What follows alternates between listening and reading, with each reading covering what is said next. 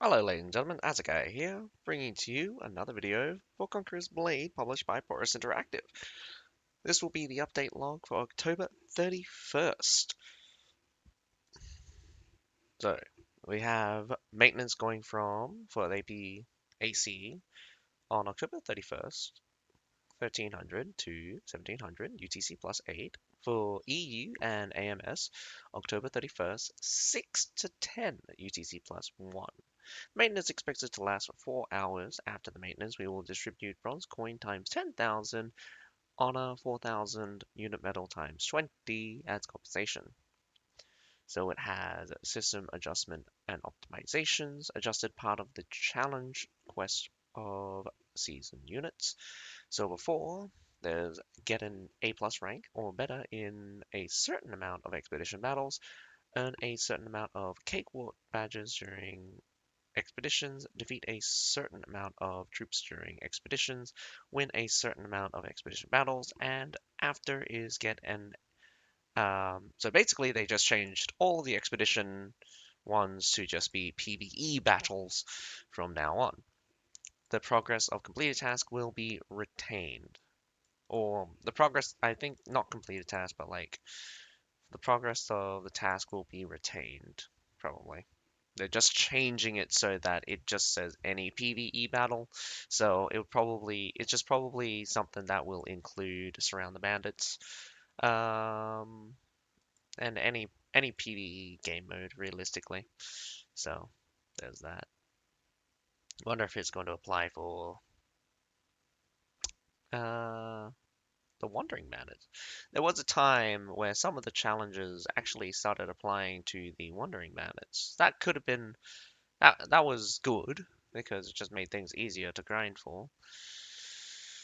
The season map, the Star Bastion will be added to the Siege map pool, so that will be interesting. I don't think many people enjoyed the Star Bastion. I think attackers had a pretty tough time attacking uh, attacking the first the first I'm gonna say stronghold point. It's not a point. I'm talking about the other one. But the first tread point, let's call it that. The first tread point, um, fairly difficult. Fairly difficult against a competent defender, and again the base was pretty difficult because the trebs basically had no angle unless they were defending the base point. And even then, they just stuck to the south side, and it was very hard to treb. Not to mention, like, the fact that the defenders can see the trebs makes it all the more difficult to, all the more difficult for the trebs to actually work. I think, I think at some point they reduced the reaction time that the time that people had to react, by only showing the reticules when the fireballs were like almost about to hit. But it's still, I'm not sure how I want to feel about the tracking trebs. It's cool, but not not working very well. It's actually reduced the potency. I mean, like reduced the reliability of the treb even further. Especially in a very fast-paced games. When it's a bit slower, it's not bad. But you can't predict. That's the first thing that's really annoying is that you can't use trebs preemptively. Definitely a kind of like hold and treb scenario. Anyway, that's besides the point. Other I hope they don't add it to the regular stuff. I mean the other maps. Just keep it on Star Bastion. I think that should be fine.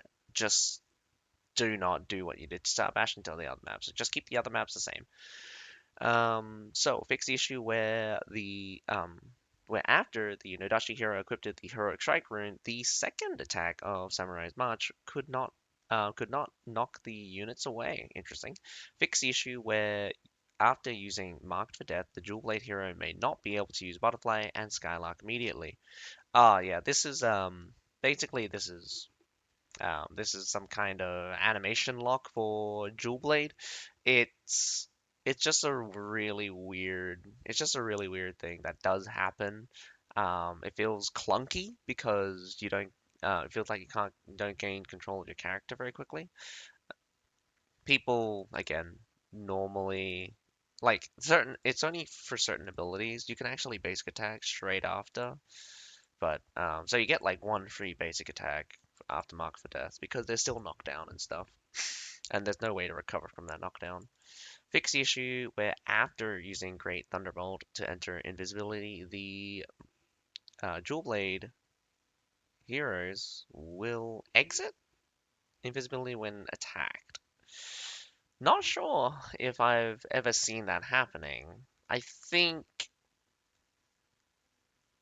well, I mean, I don't use Great Thunderbolt in the first place, so not to mention I haven't played Jewel Blade for at least 2 seasons. Not that I was any good at it. I try to change classes now and again. Been playing Musket the entire season. It's kind of really suck, especially in Tier 5 and stuff. Can be really annoying on defense. You got more time and you got more height advantage, but when you're on the ground and can't make use of it, it's such a nightmare. It's such a nightmare to get any value out of it. Fix the incorrect prestige requirement for declaring war on Mongolia in single region servers, and the required prestige was corrected from 4,000 to 2,400. So they dropped it. I'm guessing what was happening is that the capital in a single region was impossible to get 4,000 influence unless you basically took over half the region. Fix the issue where if the heroes died while riding a horse, the horse would become invincible after respawning. Whoa! That is that is very interesting. I'm wondering whether or not any spear users were abusing that. Fix the abnormal display of some text translations. Hmm, that will be concerning, whether or not they're going to try to change up some translations.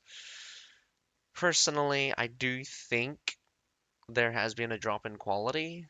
I think the standardization, they need to do a complete English anyway, localization and standardize it again. There's a lot of things that just don't make sense, either inaccurate descriptions or leaves information out. Again, having clear and concise language is a tough job, but something we should be asking for and something that they should be providing. There is at no point where less information is better. We, as the players, want more information because we want to mid-max more. The only reason why information would be hidden is that the developers don't want you to know the information. But it is really important to know some information, like, I don't know, the block break, ability scaling, percentages. It is the cooldown, in fact, even the duration, those kinds of things. They've added the cooldown and duration, the base ones anyway, to descriptions. I just don't know why they can't have like a dynamic adaptation of those on the ability. It's quite sad. Fix the issue where the Swine Feather's fire penetration may cause the killing of enemy units by triple shooting to not be counted in the unit challenges again. Yeah, that's just was a thing. Anyway, besides that, we do have a special event announcement. Hopefully this loads properly. Um, but yeah, I'll go through these ones at a time. So we'll get to have a look at the legendary Poleaxe announcement as well.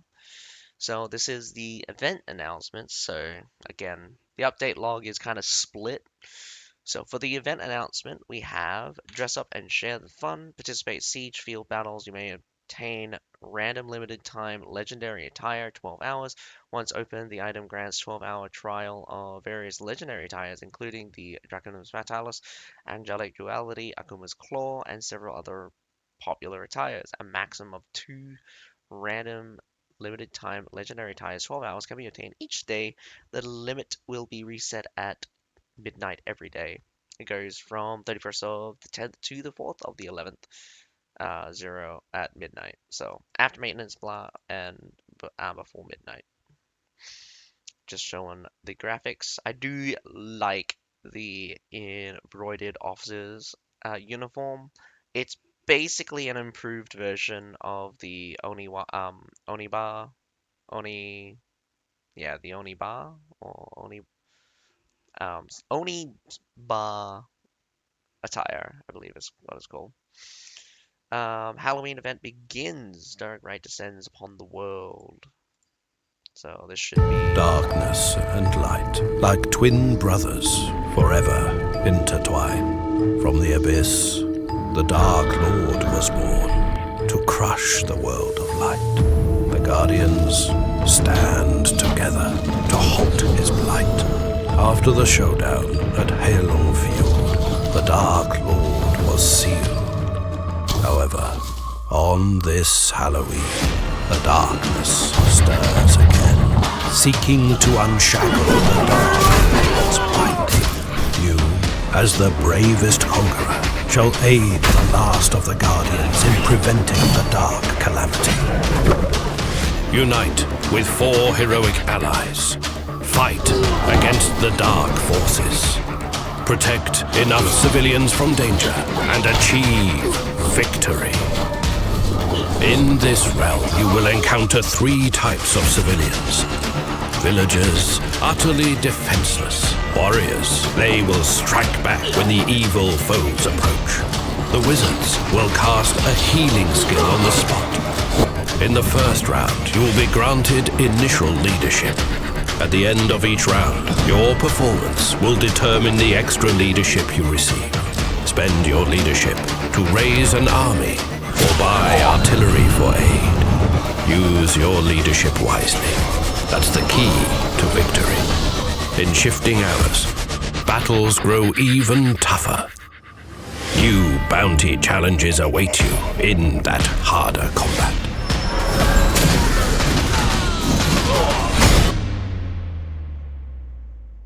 Dang.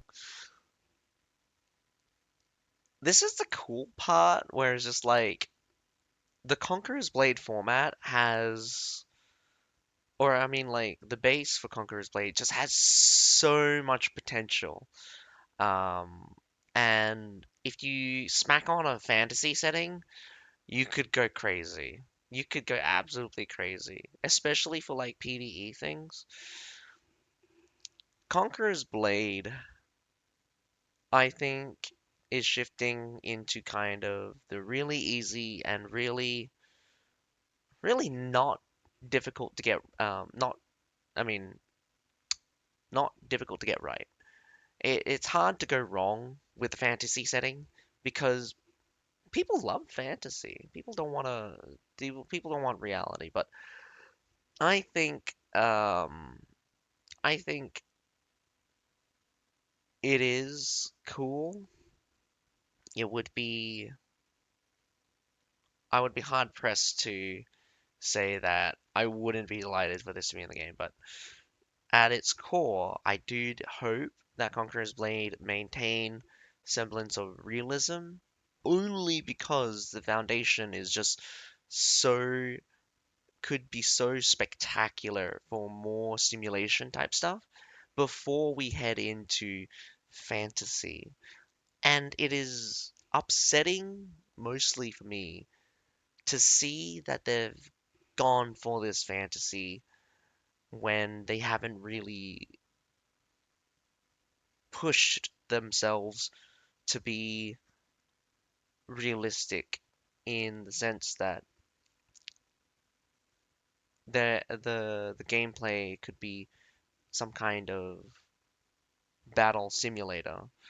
I mean, it's still a battle simulator, but it's there's so many things that are very um, video game-esque. I'm not sure how to describe it. It's very video game-esque, where my immersion in the game is reduced because I know it's a video game. But that, again, I'm gonna probably have fun with the Halloween event. I definitely do think the challenge in itself feels like um, going to be something that might be overdone.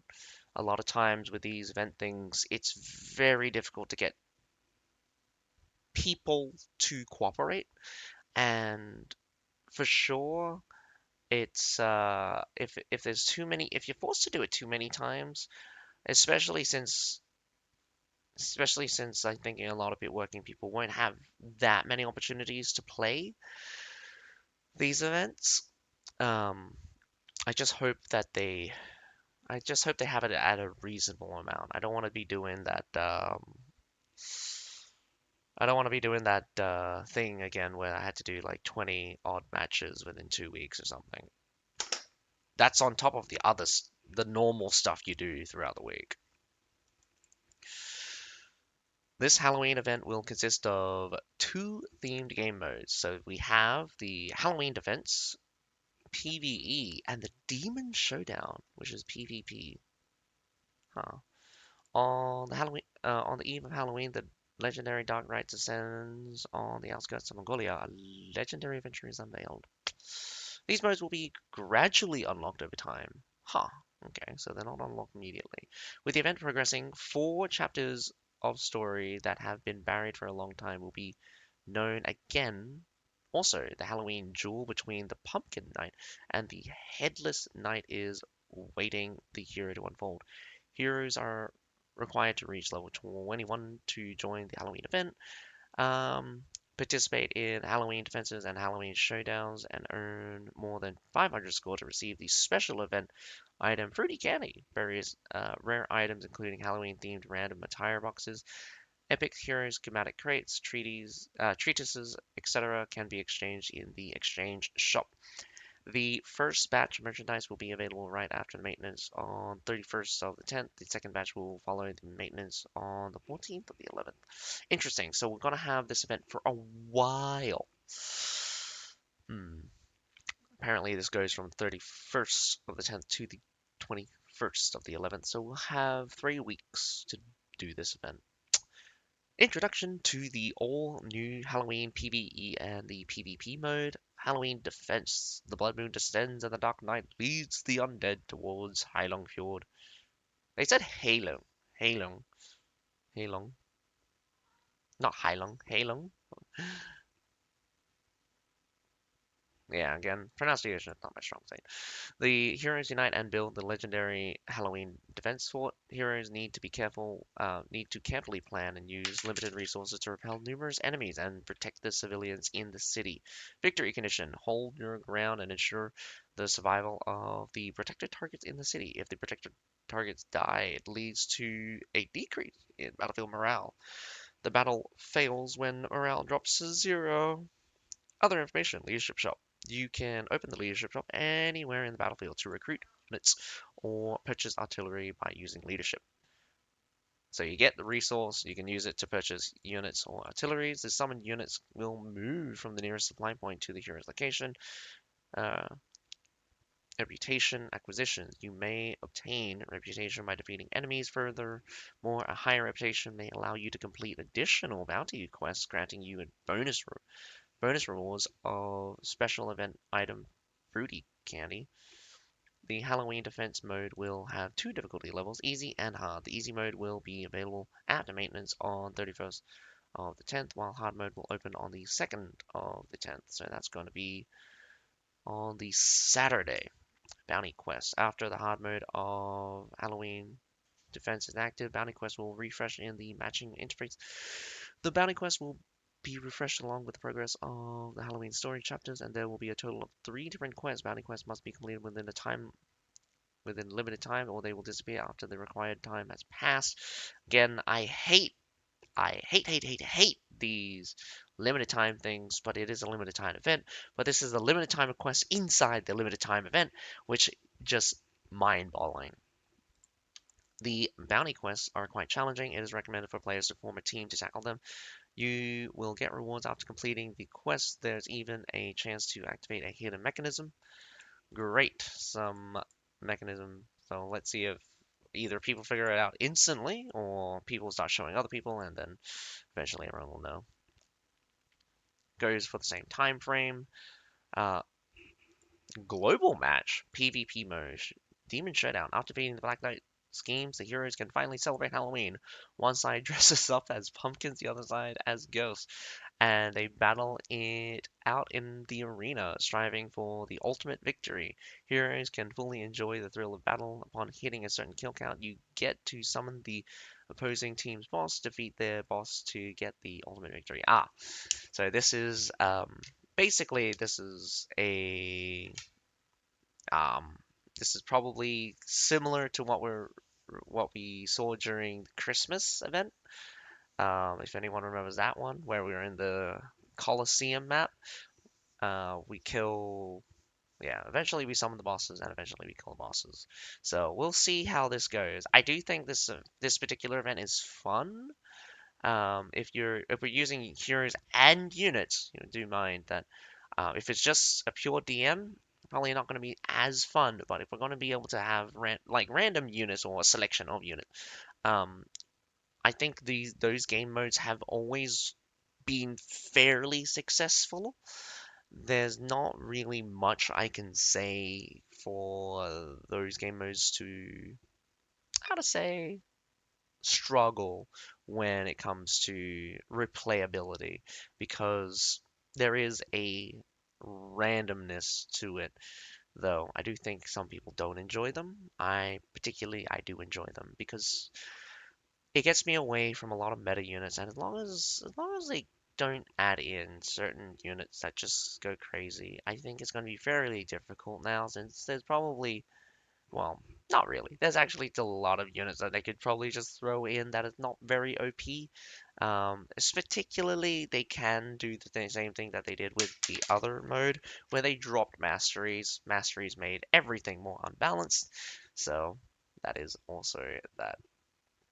Nevertheless, so, match rules. Heroes need to choose between the defender's side, pumpkins, and the attacker's side, ghosts, during matchmaking. Whoa! In the defense team, all 6 heroes will come from the same region, while in the attack team, the 6 heroes will come from other regions and will compete against the heroes from the defense team. Interesting. This is lopsided, so this is asymmetrical gameplay. Each side initially has 13 souls. Each time a heroes or Vanguard dies, they lose 1 soul. So I'm guessing Vanguard is AI. Then either side loses all their souls. The boss of that side steps onto the field. The side that defeats the enemy boss will achieve ultimate victory. I'm not sure what it means by defenders and attackers side in this case. Um, if only one side loses all souls and summons the boss, the other side wins. Oh, okay. I'm guessing there's a timer for these things. So, um, if it keeps going until one boss is summoned. If neither boss, oh, hang on, we got some other condition. If neither boss appears, the side with the highest remaining souls, as that should be souls, um, soul number wins. If both bosses appear and neither is defeated, the side whose boss has higher health wins. Again, probably impractical, but not impossible. If the bosses probably have the same health, that would probably be the only time it would end up in a tie. Actually, no. Um, you could have same number of souls remaining, could end up in a tie. So that will be interesting if you ever get a tie. I don't think I've ever been in one of these game modes where I ended in a tie. I think I've only actually been in a tie once. In my entire history of playing Conqueror's Blade, I've been in a tie once, and it was the weirdest experience because because neither side won. So, it basically acted like we both lost. Very, very weird. Very, very weird. Other information, Lord Boss. When only one boss appears, it will stay at the back of the battlefield. When the boss of both sides appears, they will move to the center of the battlefield. The match ends when the boss of any side is defeated. The side that defeats the enemy boss achieves the final victory. Units. The units used in this mode are provided by the system. When the hero dies, they will lose all units they have acquired, and at the same time, they will receive 3 random troops. Only the units on the battlefield will be retained when heroes respawn, and any other units previously obtained will be lost. Hmm, okay, so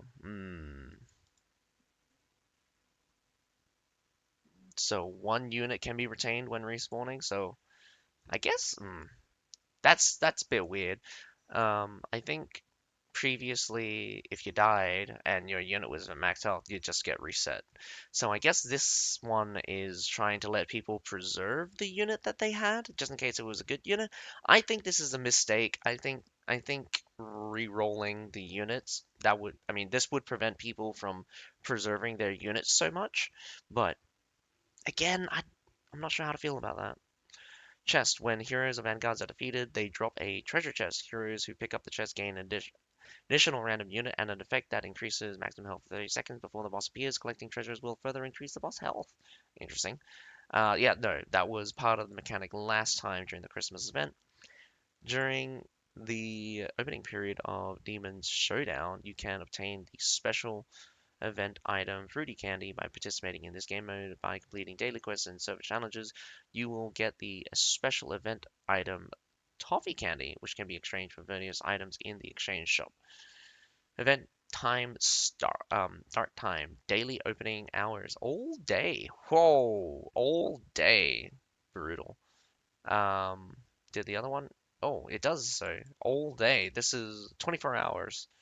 24-hour event time. I didn't. Oh man, this is gonna be tough. I'm not sure if I like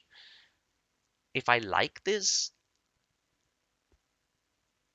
I think having event times helped with population control. I definitely do think there's going to be an issue with not enough players playing it in the latter weeks of the event. But let's be optimistic. I hope there's enough people playing this event mode and not just playing Siege. I really do think that this will freshen up the gameplay just enough for at least 2 weeks before people, well, at least for a week. Normally these modes are only really good for a week, and then we'll go head back to doing Siege again, like the grind monkeys we are. New attire chests. Abyss Nightmare is now open. World, face the deep-seated fear in your soul. The abyss will also weep and wail. The legendary polearm attire Destiny Judgment has arrived. Acquisition time 31st of the 10th after maintenance to 28th of the 11th before maintenance. So you got 4 weeks. Drawing probability. You can obtain the following rewards in the attire chest. Probabilities are shown as follows. Legendary pole Axe attire Destiny's Judgment is 0.5%. Historical season antique weapon attire 14%. Uncommon and rare attire 85.5%. You can also check out the specific probabilities in game via G attire blah blah blah. There is a video for this, and it's really funny because someone pointed out that this thing looks like a flamingo. I see it. I totally see it, and I cannot unsee it. I cannot unsee it. I do think the swirly pattern here made it way too funny. Also, this part on the top just makes it even funnier.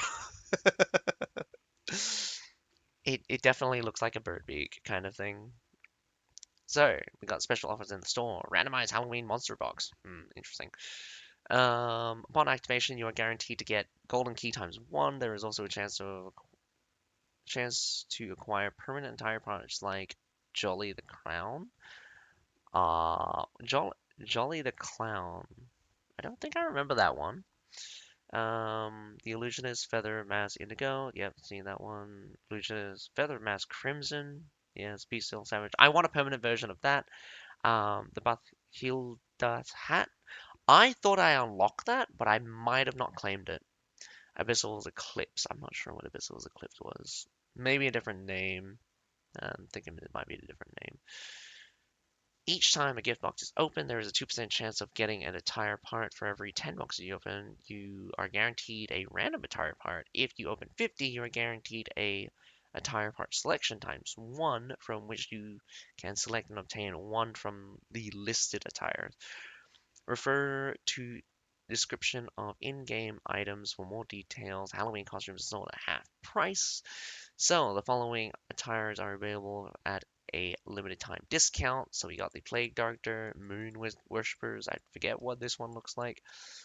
But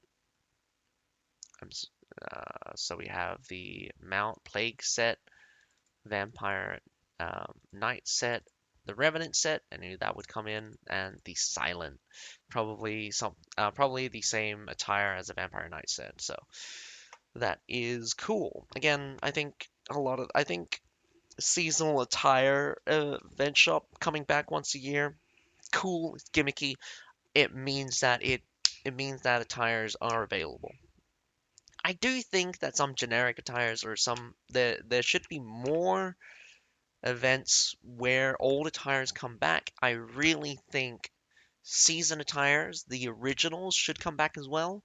Having them be permanent exclusives doesn't sit right with me.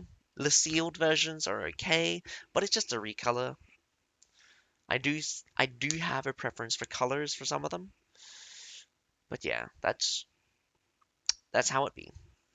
Spend a certain amount to receive silver coins and golden key. You may also get the brand new exclusive hero helmet, Dark Knight's helmet. Interesting. 31st of the 10th after maintenance, the 14th of the 11th before maintenance.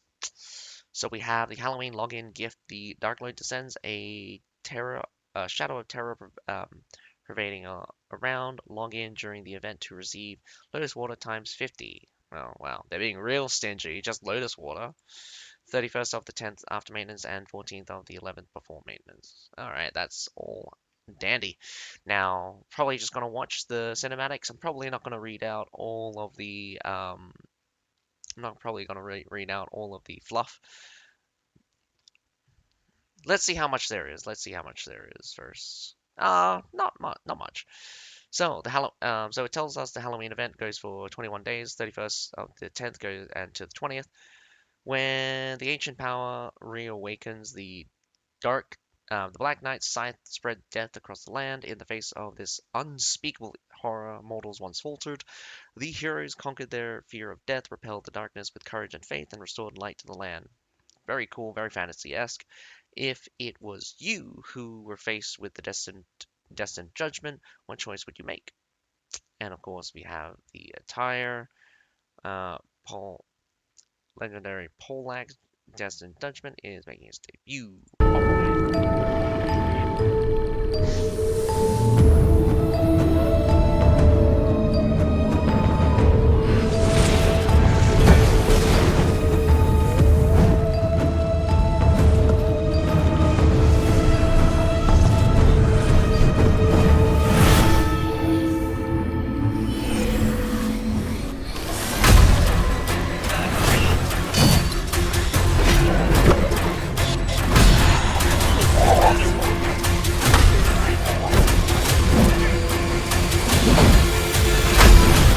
Okay, turning the cape on and off is really much of a headache for me. I really much prefer the cape just being straight off.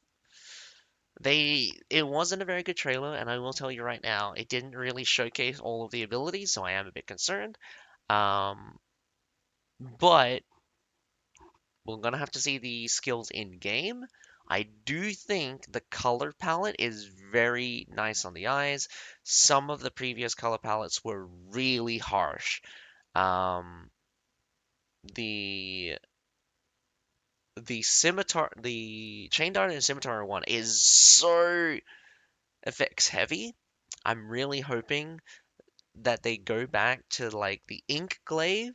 That was very nice effect, very subtle and very cool to kind of feel it kind of paint the ground and stuff.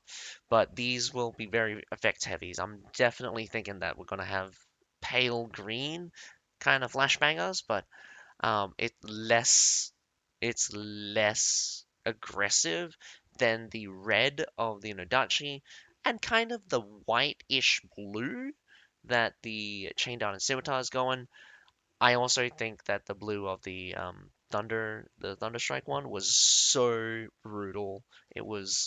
It just hurt the eyes. The golden band one was the is probably the worst, but that's only because it just fills the screen sometimes when I get hit when I was getting hit by two guys that was doing whirlwinds. I couldn't see anything. I just getting flashbanged the entire time. Mortals always fear death, for it is the fairest rule in the world. It cares not for poverty, wealth, kindness, or evil. When death approaches, thus mortals turn devout, begin to pray, begin to pray, not prayer, blah, blah, blah, sacrifice, and descend into madness, all to delay its arrival.